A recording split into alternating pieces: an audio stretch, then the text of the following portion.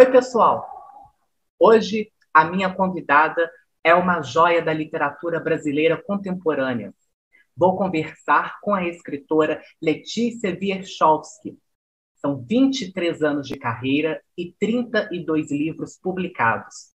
Letícia ficou conhecida nacionalmente ao ter o livro A Casa das Sete Mulheres, adaptada para a minissérie televisiva na TV Globo em 2003. Letícia da escrita poética, Letícia das histórias de amor em meio às guerras, Letícia, a arquiteta da literatura que traduz a vida através da ficção. Seja muito bem-vinda. Muito obrigada, é um prazer estar aqui contigo e com todos os teus, toda a turma que te acompanha aí, Guilherme. Muito obrigada, Letícia. Eu vou começar, Letícia, mostrando este livro, que é o seu livro mais recente, Estrelas Fritas com Açúcar, que você lançou no fim do ano passado, que conta a história da dona Adelina Hess, que é uma empreendedora, que era, né, e ainda é uma empreendedora visionária, dona da Dudalina, uma das maiores camisarias da América Latina. Quando você se debruçou para escrever a história de vida dela e da família dela, o que te fascinou? Na verdade, o que me interessou muito na figura da Adelina é justamente essa mulher que final dos anos 40, começo dos anos 50, decide começar um negócio para poder sustentar com tranquilidade a família. Ela teve 16 filhos, né? E ela começa a camisaria em casa porque não tinha dinheiro para pagar o colégio, era um monte de filho, então os filhos estavam alguns no colégio interno, não tinha dinheiro.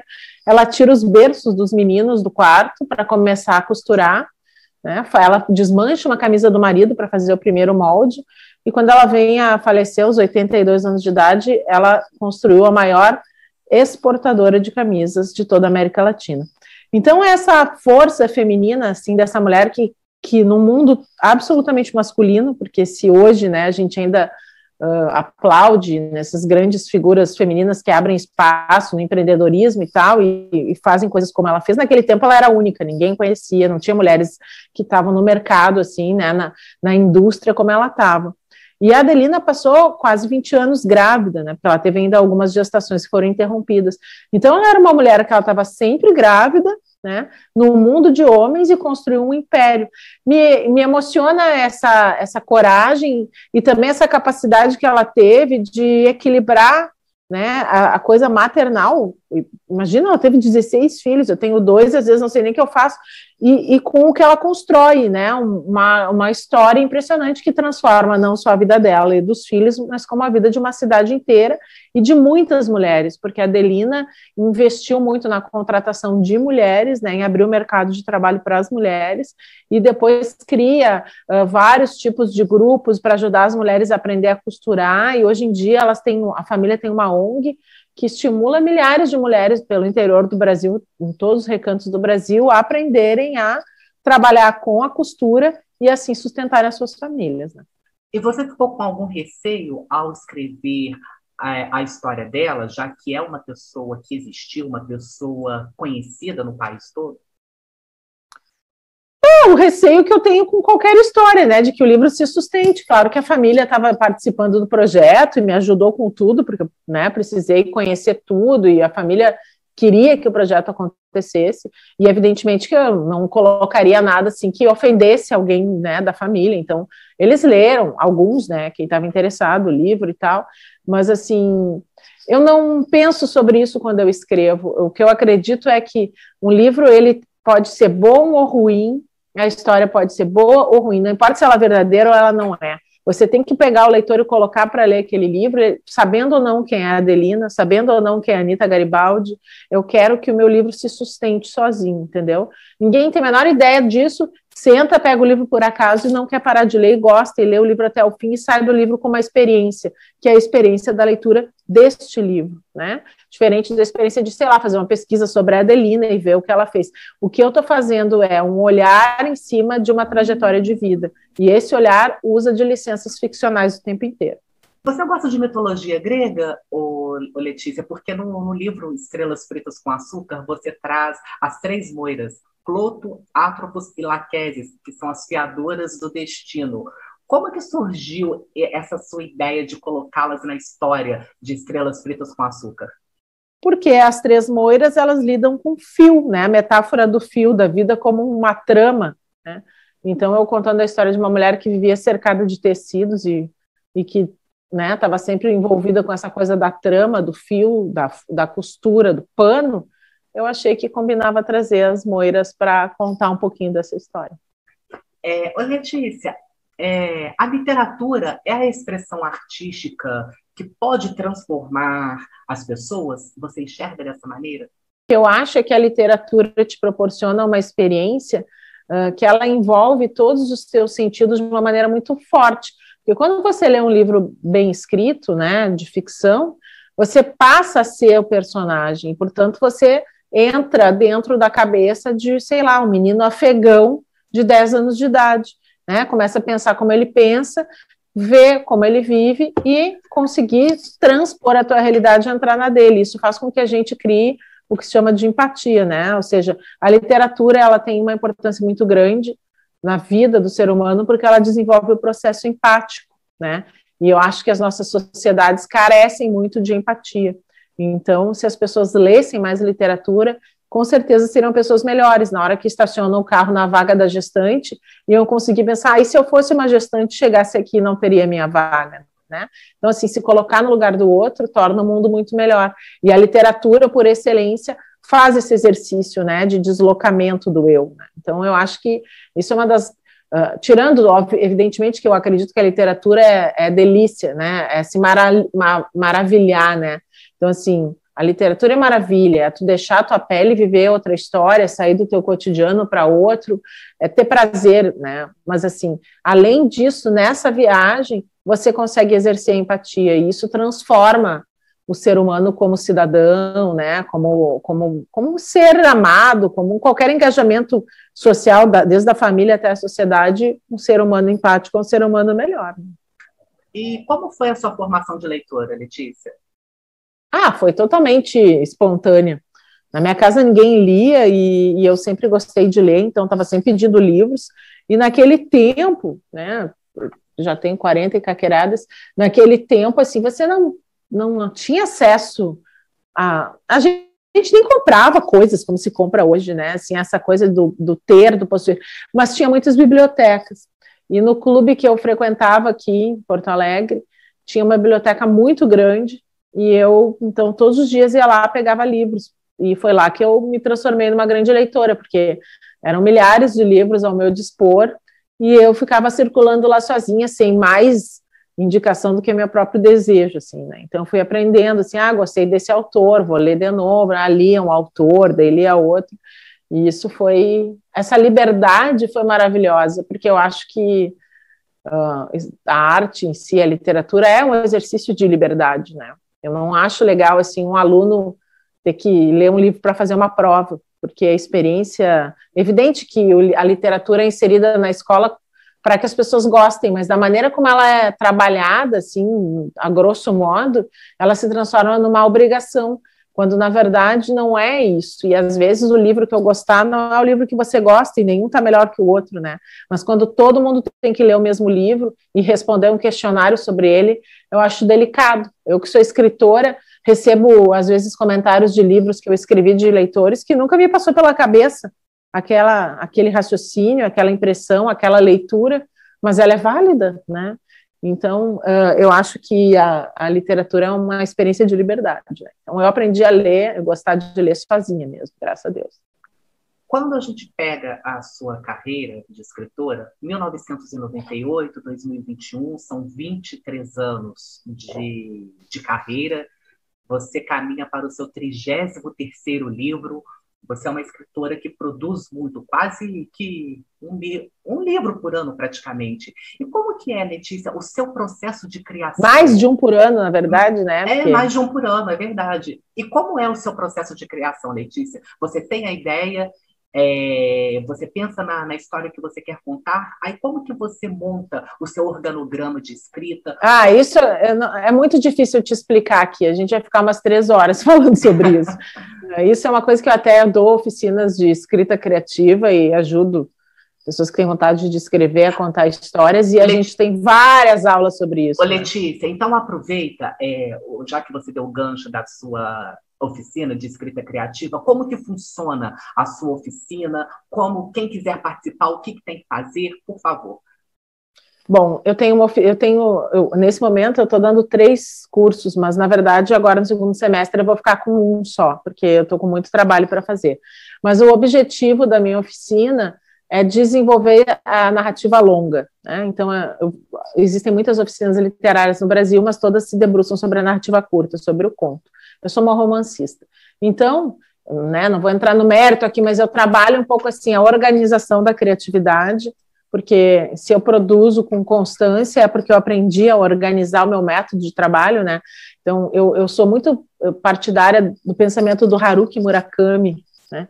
A criatividade não deve ser desorganizada, ela nasce da desorganização, né? Ela nasce inesperada e tal, mas você tem que aprender a organizar, né? Ou seja, você pode criar uma musculatura criativa assim como você cria uma musculatura física se você vai à academia ou pratica um esporte todos os dias. Então, esse raciocínio é o que eu tento desenvolver com os meus alunos, né? A partir daí tem todo o processo de construção de cada livro, a gênese de cada livro é muito única, e eu teria que falar de livro por livro, mas eu tenho um método, sim, ou pelo menos eu fui desenvolvendo ao longo dos anos, né, um método de trabalho que eu fui aperfeiçoando, porque você aprende que tempo é vida, e a coisa de escrever o livro, ela tem essa coisa que você fica ali sozinho e parece que dá para ficar o resto da vida fazendo aquele trabalho, né, mas esse é o meu trabalho, e eu aprendi muito com o mercado cinematográfico e televisivo, assim, a coisa da TV, do roteiro de cinema e TV, te ensina a ser mais organizado com a tua criatividade, né? Você tem prazo para cumprir, você tem que prestar 500 esclarecimentos, tem que entender como é que o roteiro é o ponto de partida para se fazer um filme, né? Então, quantas locações vai ter neve, quanto vai custar, quantos atores, quantos figurantes, né? Então, quando você vê que aquilo é só o começo para fazer movimentar uma máquina enorme, você aprende um pouco dessa dinâmica, e eu trouxe ela para o meu processo de escrita. Quanto mais eu trabalho com roteiro, mais eu escrevo literatura de maneira organizada. Então, isso é uma coisa importante, assim, no meu processo de trabalho, né? As oficinas, elas vão acontecer no segundo semestre, só nas terças à noite. Quem tiver interesse lá na Casa Mundi, em Porto Alegre, dá uma olhada no Instagram. Mas é um grupo pequeno, porque é um acompanhamento de escrita de romance mesmo, né? Então os alunos têm que desenvolver as suas histórias. Mas eu gosto muito de ajudar as pessoas a escrever, porque na minha época, quando eu comecei a fazer, eu fiz tudo muito sozinha, né? Um processo solitário, onde é que você vai achar um escritor que vai te dar atenção? Então, eu sempre tentei ajudar, né? Mas eu gosto muito de compartilhar os processos criativos, porque quando você fala sobre eles são decantados, eles melhoram, né? Você falou em roteiro durante a sua resposta.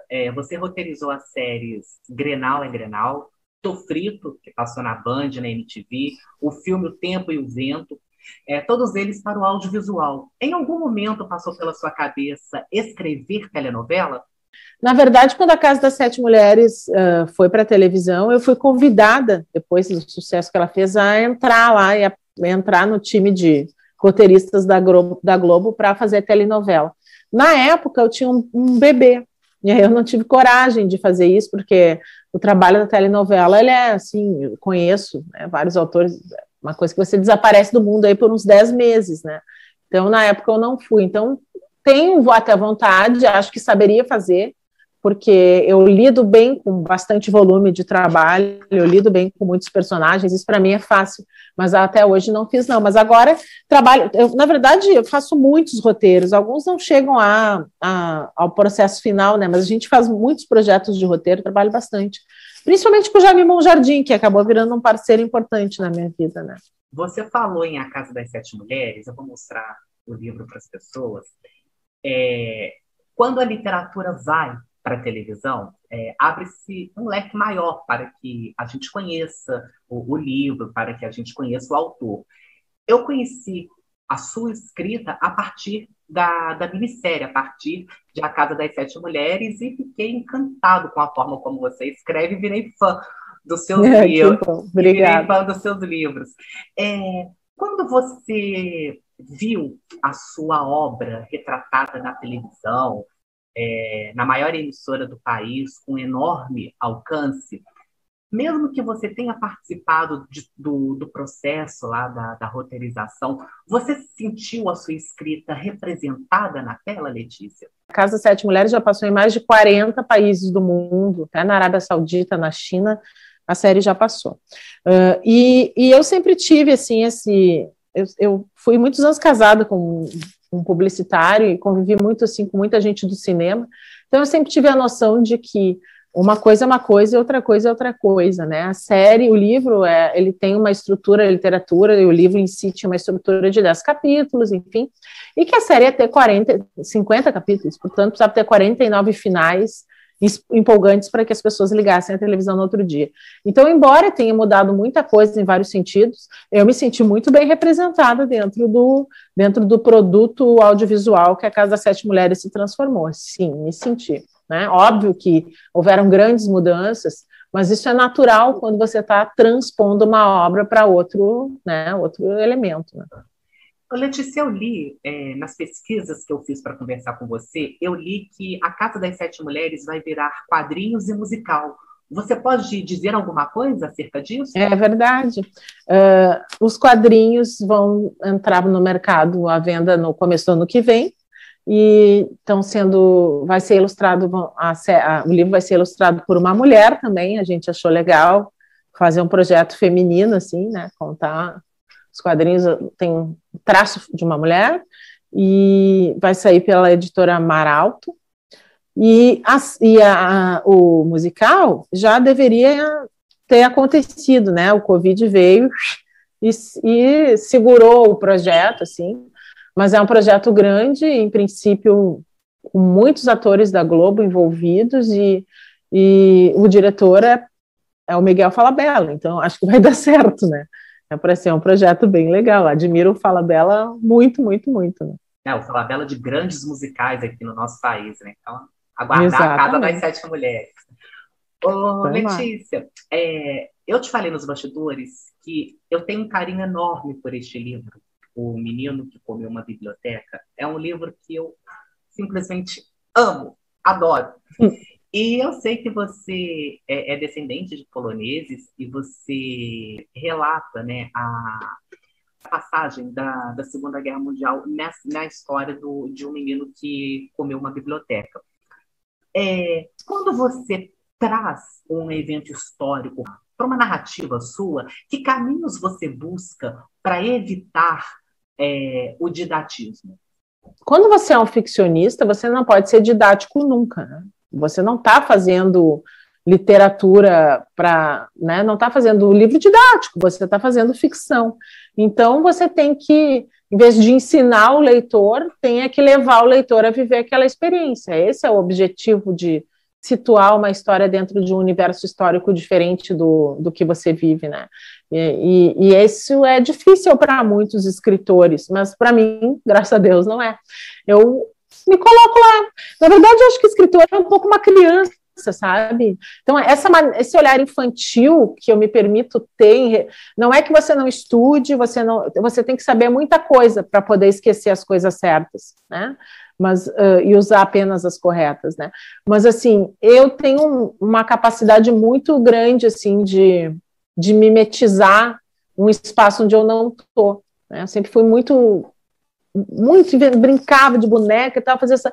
Então, hoje em dia as bonecas são meus personagens, e para mim é muito fácil, quando eu jogo para dentro de mim informação, eu simplesmente me desamarrar dela e levar só o que me interessa para fazer uma experiência ficcional, né? Então, você não está dando aula de história, você está levando o leitor a viver uma experiência histórica, né? E essa experiência, ela é ficcional. Então, ele só tem que saber o que importa para aquele personagem, né? Eu sempre falo para os meus alunos, você não sabe tudo, quando você sabe o que o personagem sabe, né? Quando você sabe tudo, você não vive a história, você está tendo aula, não é isso, né? A literatura que se inspira em fatos históricos, ela tem que humanizar a experiência histórica, né? E, portanto, torná-la individual, né? E aí é o processo de fazer aquele personagem passar por aquela história e não vir dar aula. Você não está em cima, você está no meio, né? Você está dentro da coisa. Letícia, você gosta de tarô? Porque tanto em O Caminho, O Menino que Comeu uma Biblioteca e o livro Saus, tem algumas passagens em que você traz o tarô nos seus capítulos. Como que funciona isso para você? Eu gosto muito de tarô e de todas as coisas que envolvem os arcanos, assim, essa ideia do coletivo, né, dos mitos e das imagens que se sintetizam coisas. Na verdade, tudo está muito interligado. As moiras que estão lá na Estrelas Fritas com Açúcar, a moira que trama o fio da vida, ela trama o fio da vida dos mortais, isso está na mitologia grega, na roda da fortuna, que é um arcano do tarô, né? Então, esses elementos esses símbolos, eles marcam a história do homem e eles se misturam, isso me interessa muito, eu sempre gostei. Então, eu gosto muito de tarô, tem vários tarôs, e tem um até do lado da cama, assim, quando eu às vezes dou uma tiradinha no tarô, assim, para mim mesmo. E aí eu trouxe um pouco desse encantamento aí, brinquei no Menino Comeu a Biblioteca, né? Cada capítulo é um arcano do tarô. Letícia, para a gente encerrar, esse livro que você lançou há quase 8 anos, Sal, ele vai ter uma continuação. É o seu novo livro, inclusive, né? Seu 33º livro. O que você pode adiantar em relação a ele, a data de publicação, por favor? A data de publicação não posso adiantar nada ainda, porque a gente está resolvendo, mas assim, em relação à história, sim, eu gosto. Sal é um livro que eu gostei muito de ter escrito, e eu, então, há uns anos atrás, comecei uma continuação. Ela eu já adorei está também. Pronta. Ah, que bom. Ela já está pronta há um tempinho, se chama Deriva, né? E para quem leu Sal, na verdade, o livro termina com uma possibilidade de futuro, que é o personagem Santiago, filho do Tibérios, e a história vai avançar com o Tibérios e o Santiago, né?